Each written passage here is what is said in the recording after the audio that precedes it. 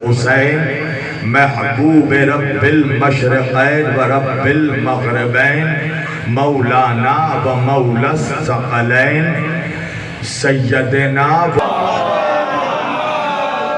و اہل بیتہ الطیبین الطاہرین المعصومین المظلومین المنتخبین المنتجبین الغر المیامین۔ مولا آپ سبوں کے جذبہ ایمانی کو زندہ و سلامت رکھے۔ اللہ کی رضا، اہل بیت علیہ السلام کی عطا، جناب سیدہ کا حکم، مومنین الہ آباد کی محبتیں، محترم مونس بھائی کا خلوص، یہ ساری چیزیں جب مشترکہ طور پر ایک جگہ جمع ہو گئی تو میں آپ کے روبرو آ گیا۔ عزیزان گرامی، سرزمین الہ آباد میرے لیے یہ کوئی نئی سرزمین نہیں ہے۔ اس سے پہلے بھی میں نے کئی مرتبہ آپ حضرات کے سامنے خطاب کیا ہے۔ میرے سامنے بزرگوں سے لے کر جوانوں تک وہ تمام چہرے موجود ہیں کہ جنہوں نے ہمیشہ مجھے دعاؤں سے اور داد سے نوازا ہے۔ میں جانتا ہوں کہ میں آنے میں ذرا تاخیر ہوئی ہے اور مجلس ذرا تاخیر سے شروع ہو گئی ہے، اور اسی وجہ سے آپ جو کیجئے گا، یہ وہ قوم ہے جس کو انتظار کرنے میں لطف آتا ہے۔ عزیزان گرامی، آج میں نے قرآن مجید کے جس آیت وافی ہدایہ کی تلاوت کا شرف حاصل کیا اور سرنامہ کلام نے جسے موضوع گفتگو قرار دیا، پروردگار عالم اپنی مقدس کتاب قرآن مجید فرقان حمید میں ارشاد فرما رہا ہے۔ اللہ اپنے حبیب کو کہہ رہا ہے، اے میرے حبیب، اے میرے نبی، اے میرے رسول، قل آپ ان لوگوں سے کہہ دیجئے، توجہ کیجئے گا، اللہ کہہ رہا قل اے میرے حبیب آپ ان لوگوں سے کہہ دیجئے، کیا ہو اللہ احد، اللہ ایک ہے، توجہ کیجئے گا، اللہ کہہ رہا میرے حبیب آپ ان لوگوں سے کہہ دیجئے، قل آپ کہہ دیجئے۔ اچھا، اللہ جہاں بھی قرآن میں اپنے بندوں سے گفتگو کرتا ہے تو اللہ اپنے نبی کے ذریعہ کہلواتا ہے، حبیب آپ کہہ دیجئے قل هو اللہ احد، حبیب آپ کہہ دیجئے اللہ ایک ہے، قل انما انا بشر مثلکم، حبیب آپ کہہ دیجئے میں تمہارے جیسا بشر ہوں، قل لا اسألکم علیہ اجرا، حبیب آپ کہہ دیجئے مجھے کوئی اجرت نہیں چاہیے، قل ان کنتم تحبون اللہ فاتبعونی، حبیب آپ کہہ دیجئے کہ اگر تم اللہ سے محبت کرتے ہو تو میرے نبی کے پیچھے چلو۔ میں نے ہاتھ دھو کر عرض کیا، پروردگار تو اپنے بندوں سے ڈائریکٹ کیوں نہیں کہتا؟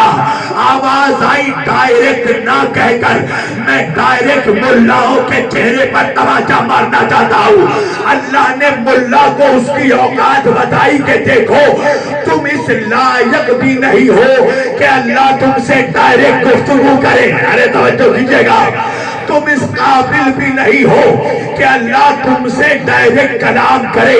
اللہ اپنے نبی سے کہہ رہا ہے، حبیب آپ کہہ دیجئے، توجہ کیجئے گا، اے میرے نبی آپ کہہ دیجئے ہو اللہ احد، اللہ ایک ہے، توجہ کیجئے گا۔ بات کیا سمجھ میں آئی کہ اللہ نے سارے کائنات سے کلام کیا تو محمد کے لہجے کے وسیلے سے، محمد کے وسیلے سے۔ اچھا، وسیلے کی ضرورت کیا تھی میری جان؟ ایک طرف اللہ قرآن میں کہہ رہا ہے اِنَّا هَدَيْنَاهُ السَّبِيلَ اِمَّا شَاكِرًا وَإِمَّا كَفُورًا، دیکھو ہم نے سبیل ہدایت کا انتظام کیا ہے، اب چاہے تم شکران نعمت کر کے شاکر بن جاؤ یا کفران نعمت کر کے کافر بن جاؤ۔ ایک طرف اللہ قرآن میں کہہ رہا ہے اِنَّا عَلَيْنَا لَلْهُدَىٰ وَإِنَّا لَنَا لَلْآخِرَةَ وَالْأُولَىٰ، دیکھو ہدایت کی ذمہ داری میری ہے، پوری توجہ، تو ہدایت کی ذمہ داری اللہ کی ہے کہ وہ ہماری ہدایت کرے اور ہم اس کی ہدایت کو قبول کریں۔ اب میرے سامنے یہاں ماشاءاللہ مسلمانوں کا مجمع بیٹھا ہے، میں ایک سوال کروں گا، مسلمانوں یہ بتاؤ، اللہ کہہ رہا ہے کہ وہ ہدایت کرتا ہے تو یہاں پر کوئی بھی ایک انسان یا مسلمان مجھے ہاتھ اٹھا کر یہ بتا دے کہ اللہ نے اس کو ڈائریکٹ آ کر ہدایت کی ہو، توجہ کیجئے گا، تو الہ آباد کا مجمع جواب دے گا نہیں مولانا، اس نے کسی کو بھی ڈائریکٹ براہ راست آ کر اس نے ہدایت نہیں کی، وجہ کیا ہے؟ اگر وہ یہاں آ کر ہدایت کرے تو وہ نہ رہے، اور ہم اگر وہاں جا کر ہدایت لے تو ہم نہ رہے۔ تو اب درمیان میں ایک ایسے وسیلے کی ضرورت ہے جو ادھر سے لے اور ادھر دے دے۔ تو بھائی جو ادھر سے دے گا اس کا خالق سے قریب ہونا ضروری ہے، اور وہی جب ادھر دے گا تو بندوں جیسا ہونا بھی ضروری ہے۔ تو اس کی ایک جہت خدا کے قریب، دوسری جہت بندوں میں، تو خطا کسی کی نہیں ہے، یہ اپنے اپنے زاویہ نگاہ کی بات ہے۔ جس نے ادھر سے دیکھا اس نے محمد کو نور سمجھا، جس نے ادھر سے دیکھا اپنے جیسا بشر سمجھ لیا۔ ایک صلوات پڑھے محمد و آل محمد پر۔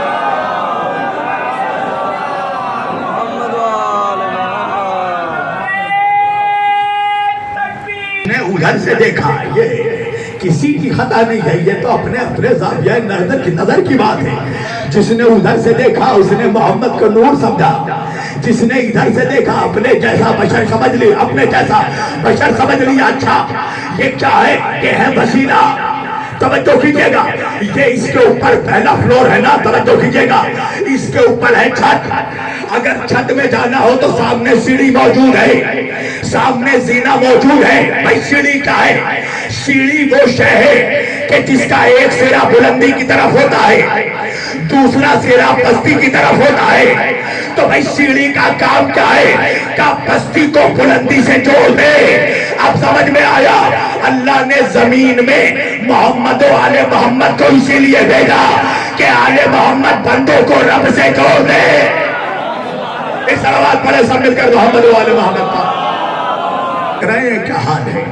اور اللہ میرا مولا بہتر جانتا ہے میں کتنا کیسے سفر کر کے آپ لوگوں کے درمیان اس وقت حاضر ہوا ہوں۔ لہذا یہ گلا ہے، مشین نہیں ہے، اور مجھے یقین ہے کہ وہ مجمع میرے سامنے بیٹھا ہے جو کلیم پر نہ بھی بولے تو کلام پر ضرور بولتا ہے۔ لہذا اگر میں بہت زیادہ محنت نہ لگا سکوں، آواز کا بہت زیادہ زور نہ بھی لگا سکوں، تو اگر مضمون پرزور ہو تو ضرور بولیے گا۔ توجہ، تو آل محمد کا کام یہی ہے، محمد و آل محمد کا، کہ بندے کو رب سے جوڑ دے۔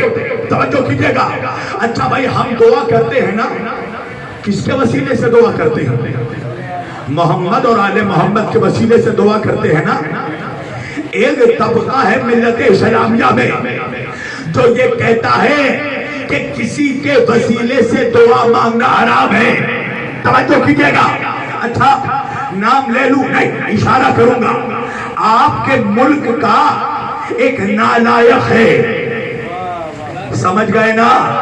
سمجھداروں کے لیے اشارہ کافی ہوتا ہے۔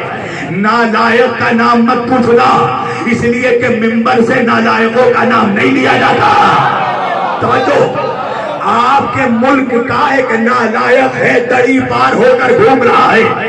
کیا کہا اس نے؟ نعوذ باللہ، اس نے کہا کہ آج محمد صلی اللہ علیہ وآلہ وسلم کے وسیلے سے دعا مانگنا حرام ہے۔ توجہ، ان کے وسیلے سے دعا مانگنا حرام۔ تو پوچھا گیا تو بھائی دعا کیسے مانگے؟ کہا اللہ سے ڈائریکٹ دعا مانگو۔ اب میرے سامنے یہاں نوجوان موجود ہیں، بھائی دعا ہے کیا؟ دعا کہتے ہیں التجا کو، فریاد کو، ریکویسٹ کو، اور ہلکا کر دوں دعا ہے میسج، اپنے دل کا میسج۔ بندہ چاہتا ہے اپنے دل کا میسج اللہ تک پہنچا دے، اسی کا نام ہے دعا۔ توجہ، پروردگار غریب ہوں امیر بنا دے، میرے مالک بخیل ہوں سخی بنا دے، پروردگار جاہل ہوں عالم بنا دے، پروردگار مفلس ہوں غنی بنا دے، پروردگار بزدل ہوں بہادر بنا دے۔ کہ بھائی دعا کیا ہے؟ کا اپنا میسج۔ اچھا بندہ یہ چاہتا ہے کہ اپنا میسج اللہ تک ڈائریکٹ پہنچائے۔ میں نے کہا نالائق پہلے مجھے یہ بتا کہ کیا اللہ نے بھی اپنا میسج بندوں تک ڈائریکٹ پہنچایا؟ کہا نہیں مولانا، اللہ کا سب سے بڑا میسج ہے قرآن۔ قرآن پہلے جبریل کو دیا، جبریل نے محمد کو دیا، محمد نے مسلمانوں کو دیا۔ ارے مولوی، اللہ جب اپنا میسج بندوں تک بغیر محمد کے نہیں پہنچاتا تو بندہ اپنا میسج اللہ تک بغیر محمد کے تھا۔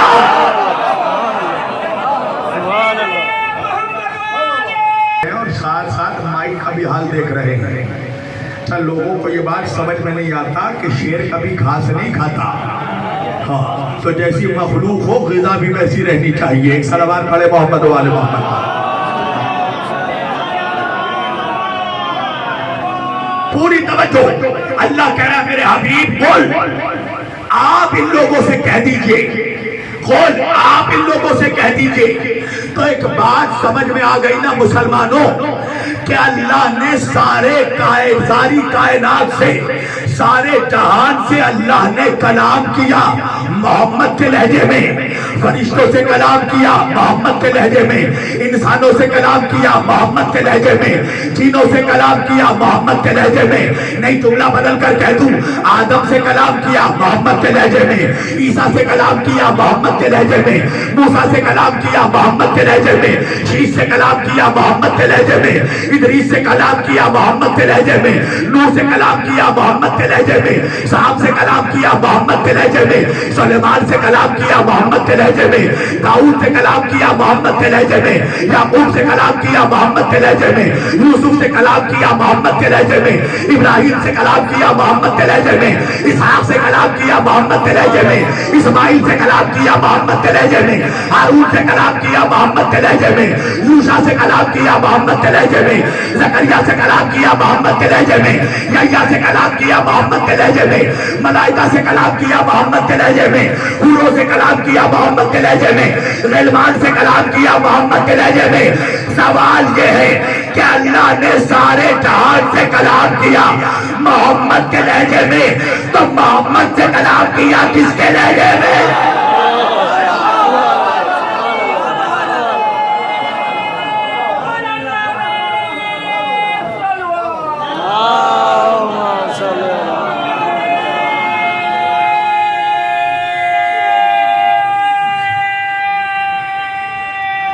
وقت آیا جب میرا محمد آسمان کی طرف جانے لگا، پہلے آسمان کو عبور کیا، دوسرے کو پار کیا، تیسرے کو پار کیا، چوتھے کو پار کیا، پانچویں کو پار کیا، چھٹے کو پار کیا، ساتویں کو پار کیا، عرش کی منزلوں تک جب میرا نبی جانے لگا، میرا نبی آگے بڑھ گیا، جبریل وہی رک گیا، ملائکہ کا سردار رک گیا، نبیوں کا سردار آگے بڑھ گیا۔ میرے نبی نے پلٹ کر کہا جبریل آگے کیوں نہیں چلتے؟ جبریل نے کہا یا رسول اللہ، اگر ایک قدم بھی آگے بڑھ گیا تو میرے بالوں پر چل جائیں گے۔ مسلمانوں اپنے نبی کی عظمت کا اندازہ لگاؤ، جس مقام پر جبریل کے پر چل رہے تھے اس مقام پر محمد نالین پہنے چل رہے تھے۔ ہائے ہائے ہائے ہائے، اس مقام پہ جبریل کے پر چل رہے تھے، اس مقام پر میرے نبی نالین پہنے چل رہے تھے۔ سدرۃ المنتہا کو عبور کیا، مقام حجاب نور تک پہنچے۔ توجہ کیجئے گا، اب جب حجاب نور پر پہنچے تو اب نہ وہاں پر آدم ہے، نہ موسیٰ، نہ عیسیٰ، نہ یوشع، نہ ہارون، نہ ابراہیم، نہ اسماعیل، نہ زکریا، نہ یحییٰ، نہ میکائیل، نہ جبریل، نہ پطرس، نہ اسرافیل، نہ فرشتے، نہ حورے، نہ غلمان، نہ جنات، کوئی نہیں ہے، خدا ہے محمد ہے، خدا ہے محمد ہے۔ تو سوال پیدا ہوتا ہے کہ سارے جہان سے اللہ نے محمد کے لہجے میں کلام کیا، پھر محمد سے کس کے لہجے میں کلام کیا؟ ایک جملہ یاد رکھنا مسلمانوں، محمد ہے کون؟ کہ اللہ کا محبوب۔ پوری توجہ، میرا نبی کون ہے؟ اللہ کا محبوب۔ تو اللہ نے سارے جہان سے محبوب کے لہجے میں کلام کیا، اور وہی اللہ قرآن میں کہہ رہا ہے لن تجد لسنت اللہ تبدیلا، اللہ کے قانون میں تبدیلی نہیں آتی، اللہ کا نظام نہیں بدلتا، پروردگار کا قانون نہیں بدلتا۔ تو جب اللہ نے ساری کائنات سے محمد کے لہجے میں، محبوب کے لہجے میں خطاب کیا، کلام کیا، تو پھر یہ لازم تھا کہ محبوب سے بھی محبوب کے لہجے میں کلام کرے۔ تو ایک بات سمجھ میں آ گئی نا مسلمانوں کہ میرا نبی اللہ کا ایک لوتا محبوب نہیں ہے، اس دنیا میں کچھ اور بھی لوگ ہیں جو اللہ کے محبوب ہیں، کچھ اور بھی لوگ ہیں جو اللہ کے محبوب ہیں۔ اب بحث اسی پہ کرنی ہے کہ محمد کے علاوہ کائنات میں خدا کا محبوب کون ہے؟ توجہ، اب میں جو حدیث پڑھنے والا ہوں بہت بڑا دعویٰ تو نہیں کرتا، اپنے علم پر ناز نہیں ہے، شاہ نجف کی عطا پر ناز کرتا ہوا بول رہا ہوں۔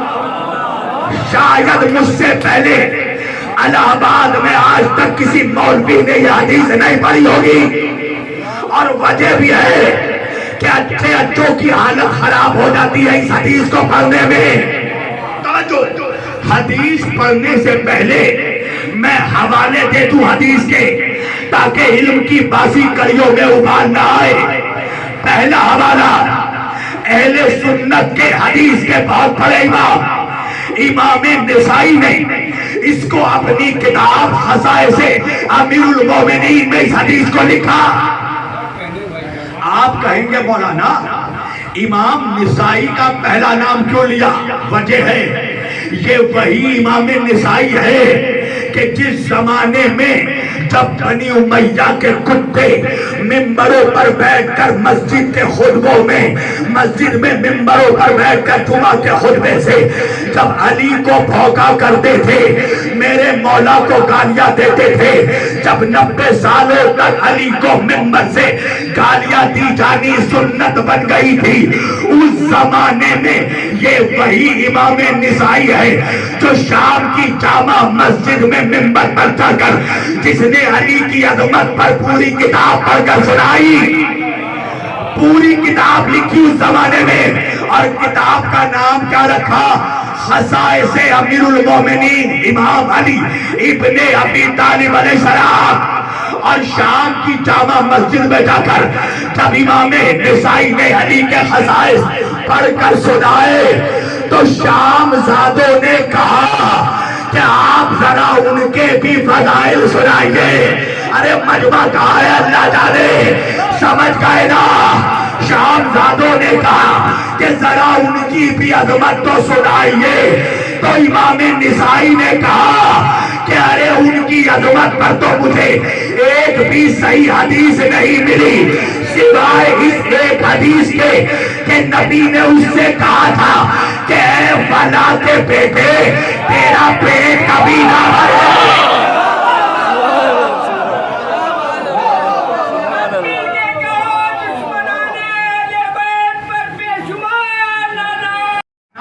جو لوگ گونگے بتوں کو خدا مان سکتے تھے بولتے ہوئے محمد کا خدا کیوں نہیں مانا؟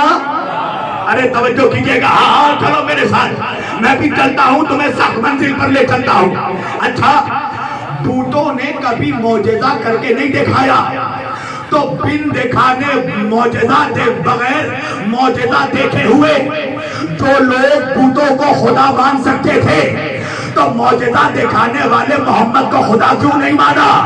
میرے نبی نے تو چاند کے ٹکڑے کر کے دکھایا، سورج کو پلٹا کے دکھایا، درختوں کو جھکوا کے دکھایا، پتھروں کو پلوا کے دکھایا، جانوروں کو کلمہ پڑھوا کر دکھایا۔ تو معجزہ نہ دکھانے والے بتوں کو خدا مان لیا، معجزہ دکھانے والے محمد کو خدا نہیں مانا۔ وجہ کیا ہے؟ وجہ یہ ہے کہ جتنے بت تھے ہر بت کا ایک ٹھیکیدار ہوتا تھا، ہر بت کے کچھ ٹھیکیدار ہوتے تھے، اور جب اندھ بھکت شردھالو اپنے بتوں کے پاس کچھ مانگنے آتے تھے، کوئی اندھ بھکت آیا آ کے ہبل سے کہا ہبل مجھے اولاد دے دے، تو ٹھیکیدار نے کہا ایسے ہی اولاد نہیں ملے گی، پہلے لا کر سونا چڑھا۔ ارے توجہ کیجیے گا، پہلے لا کر سونا چڑھاؤ تب ہبل خدا دے گا۔ کوئی گیا عزا کے پاس، عزا میرے کاروبار میں برکت فرما۔ ٹھیکیدار نے کہا کہ ریشمی کپڑے چڑھاؤ، پھل مٹھائیاں آ کر چڑھاؤ، چاندی اور سونے کے زیورات چڑھاؤ، تب عزا تمہیں خدا دے گا۔ توجہ کیجیے گا، تو یہ لوگ آتے تھے چڑھاوا لے کر بتوں پر چڑھاوا چڑھاتے تھے۔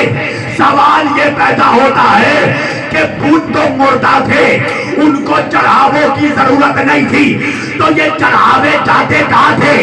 یہ جاتے تھے ٹھیکیداروں کے غلے میں، اور ان ٹھیکیداروں کو معلوم تھا کہ جب چڑھاوے چڑھانے والے آئیں گے تو بت تو کچھ منع نہیں کریں گے، اس لیے کہ ان کی تو زبان ہی نہیں ہے۔ تو ایک مزاج مشرکوں کا سمجھ میں آیا، بتوں کی خاموشی کو کیش کروانا چاہتے تھے، تو مشرکوں کا مزاج سمجھ میں آیا کہ خاموش کو لے لو، بولتے ہوئے کو چھوڑ دو، صامت کو لے لو، ناطق کو چھوڑ دو۔ تو یہی مشرک جب کلمہ پڑھ کر بعد میں منافق بنے تو انہوں نے بھی کہا قرآن کو لے لو، اہل بیت کو چھوڑ دو۔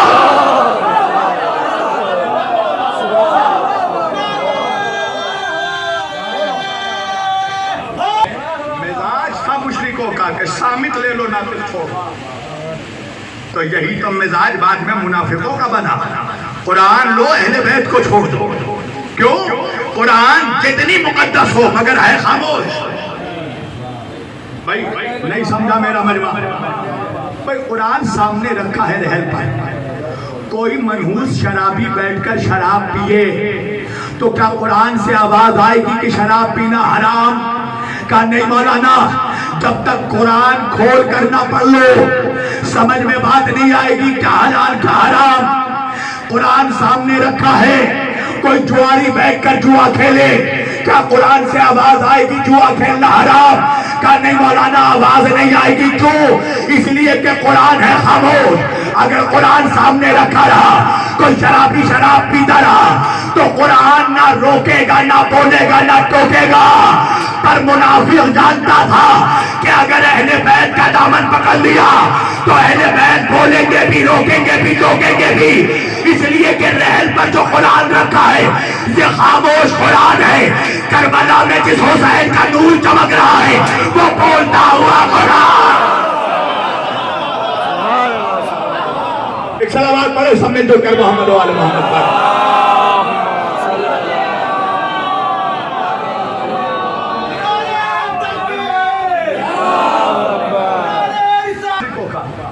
کہ خاموش لے لو، ناطق کو چھوڑ دو۔ یہی تو یزید چاہتا تھا کہ قرآن بھی ہو، تلاوت بھی ہو، اور دوسرے جگہ میں ناچ بھی ہو، عیاشی بھی ہو، نماز بھی ہو، شراب نوشی بھی ہو۔ کیا مطلب؟ چندہ مسجد میں دو اور ڈانس کرو ہوٹل میں، شیخ بھی خوش رہے، شیطان بھی ناراض نہ ہو۔ یہی تھا یزید کا مزاج، یہی تھا کہ ایک طرف عبادت بھی ہو، دوسری طرف گناہ بھی ہو، حلال محمدی کو حرام کر دیا جائے، حرام محمدی کو حلال کر دیا جائے۔ تو مزاج سمجھ میں آیا کہ خاموش لے لو، بولتے ہوئے کو چھوڑ دو۔ اس لیے کہ اگر محمد کو مان لیتے تو یہ بولنے والے تھے، اور میرے نبی نے بولا بھی، میرے نبی نے مشرکوں کو جمع کر کے بولا یہ تمہارے گنگے بت، یہ تمہارے بہرے بت، یہ تمہارے اندھے بت، یہ تمہارے للے بت، یہ تمہارے لنگڑے بت، یہ تمہارے اپاہج بت۔ اور ایک مشرک میں بھی ہمت نہیں ہوئی کہ آگے بڑھ کے میرے نبی کو کہے کہ محمد تم نے ہمارے خداؤں میں اتنے عیب نکالے تو آؤ ہم بھی تمہارے خدا میں ایک عیب نکالتے ہیں۔ یہ مشرک جانتے تھے کہ جس خدا کے محمد میں ہم عیب نہ نکال سکے اس محمد کے خدا میں کیا عیب نکالیں گے۔ صلوات پڑھے محمد و آل محمد۔ ختم کر دوں گا، ہاں ورنہ میں تو زبردست کا خطیب ہوں ہی نہیں. تم تو میرا مزاج جانتے ہو نا, مجھے گونگوں کے بیچ تقریر کرنے کی عادت ہی نہیں ہے, اس لیے کہ ذکر اس علی کا کرتا ہوں کہ گونگا بھی اس کا نام لے لے تو خدا اس کو بھی زبان دے لے. لہذا مجھے ایسا لگنا چاہیے کہ میں مردوں کے بیچ نہیں مردوں کے بیچ پڑھ رہا ہوں. ایک سلوات پڑھے سب میں جڑ کر محمد والے محمد. کیا اللہ ایک ہے, توجہ بس 10-15 منٹ. اللہ ایک ہے. اللہ یہ اپنے حبیب سے کیوں کہلوا رہا ہے کہ اللہ ایک ہے؟ خود کیوں نہیں کہتا کہ میں ایک ہوں؟ توجہ, مصلحت ہے. اللہ اپنے نبی سے کہلوا نہیں رہا ہے, اللہ اپنے محمد کو اپنی توحید کا گواہ بنا رہا ہے. توجہ, شاید یہ جملہ آپ تک پہنچ جائے. قل هو اللہ احد. اللہ اپنے حبیب کو اپنی وحدانیت کا گواہ بنا رہا ہے, اپنی توحید کا, لا الہ الا اللہ کا گواہ بنا رہا ہے. تو ایک بات سمجھ میں آئی نا کہ اللہ کی توحید کے لیے بھی گواہ چاہیے. اور سنو, اللہ نے اپنی توحید کا ایک نہیں 2 گواہ بنایا. کون ہے 2 گواہ؟ ایک خاموش گواہ, ایک بولتا ہوا گواہ. ایک سامع گواہ, ایک ناطق گواہ. خاموش گواہ ہے قرآن, بولتے ہوئے گواہ ہے محمد. شاید یہ جملہ آخری آدمی تک. ایک اللہ گواہ ہے, قل کفی باللہ شہیدا کرے, اور میرے درمیان ایک اللہ کی گواہی ہے. ومن عنده علم الکتاب, اور دوسرا وہ گواہ ہے جس کے پاس پورے کتاب کا علم ہے. اللہ اکبر, پورے کتاب کا علم ہے جس کے پاس. توجہ کیجئے گا, تو پورے کتاب کا علم کس کے پاس ہے؟ اس کے پاس جو سوال کرنے والوں سے کہتا تھا پوچھ کر بتاؤں گا, یا اس کے پاس جو ممبر پر بیٹھ کر کہتا تھا سلونی سلو آئے آئے. تو اب تو معاملہ کلیئر ہے نا بھیا, پوری ٹرانسپیرنسی ہے کہ علی محمد کی رسالت کے 2 گواہ, ایک خاموش قرآن, دوسرا بولتے ہوئے علی. توجہ ہے, دوسرا بولتے ہوئے علی. تو اب وہ منحوس ملا ہی کیا جو علی کی عظمت کو ہضم کر جائے. مولوی کہنے لگا گواہ تو ہم بھی ہیں. میری جان, تو بھی گواہ ہے, تو بھی گواہ ہے. کہاں گواہی دے رہا ہے مولوی؟ کہ نماز میں گواہی دے رہے ہیں ہم 5 بار. کیا؟ اشہد ان محمدن عبدہ ورسولہ. توجہ, ہم گواہی دیتے ہیں محمد صلی اللہ علیہ وآلہ وسلم اللہ کے عبد ہیں, رسول ہیں. توجہ, تو کیا تیری گواہی اور وہ گواہی برابر ہے جس کے لیے اللہ قرآن میں کہہ رہا ہے؟ نہیں, فرق ہے. قرآن میں اللہ کہہ رہا ہے محمد کی رسالت کے 2 گواہ. توجہ, ایک خاموش قرآن, اللہ کی گواہی یعنی قرآن کی گواہی. ایک قرآن, دوسرا بولتے ہوئے علی. اور گواہی ہم بھی دے رہے ہیں. تو ہماری گواہی اور علی کی گواہی میں فرق کیا ہے؟ توجہ کیجئے گا, ہم ہیں اعلان رسالت کے گواہ. بہت ٹھہر کر پڑھ رہا ہوں اس لیے کہ سبجیکٹ ٹف ہے. میں چاہتا ہوں بہت آسان کر کے جوانوں تک پہنچاؤں. ہم ہیں اعلان رسالت کے گواہ, علی ہے عطائے رسالت کا گواہ. شاید یہ جملہ میں پہنچا دوں جوانوں تک. فرض کیا ہے؟ ہم اعلان رسالت کے گواہ ہیں. کیا مطلب؟ جب نبی نے فاران کی چوٹی پر کھڑے ہو کے اعلان کیا کہ میں اللہ کا رسول ہوں, تو مسلمانوں نے اس اعلان کو سنا اور پھر گواہی دی. تو ہم ہیں اعلان رسالت کے گواہ, اور عطائے رسالت کا گواہ وہ ہو سکتا ہے جو اس وقت موجود ہو جب محمد رسول بن رہے تھے. ارے اللہ جانے آپ کہاں ہیں؟ تو اس وقت وہی ہو سکتا ہے جو اسی وقت پیدا ہوا ہو جب محمد پیدا ہوئے ہو. اسی لیے میرے نبی نے فرمایا اول ما خلق اللہ نوری، اللہ نے سب سے پہلے میرے نور کو پیدا کیا، وانا والج من نور ابراہیم،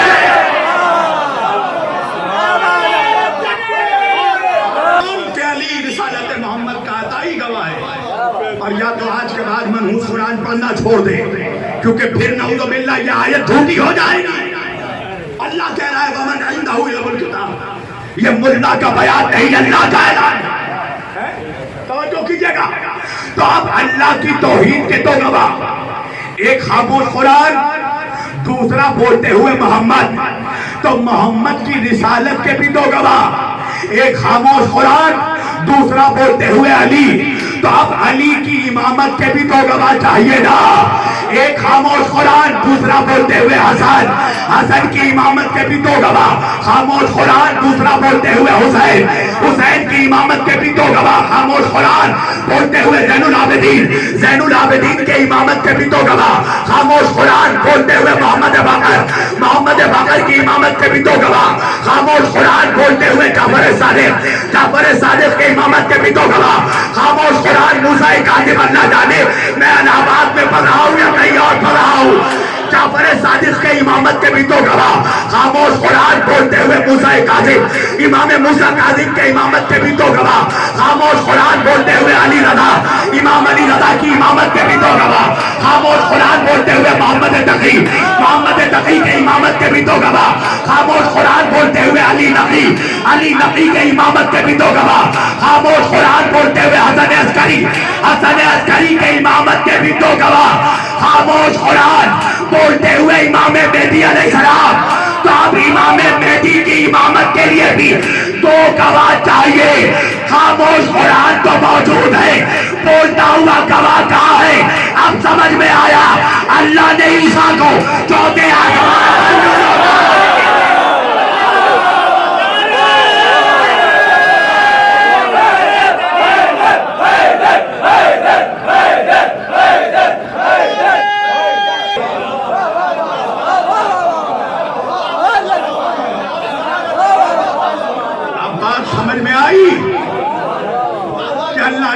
کو چوتھے آسمان پر کیوں روکا؟ جب امام آئے گا تو گواہ بھی آ جائے گا۔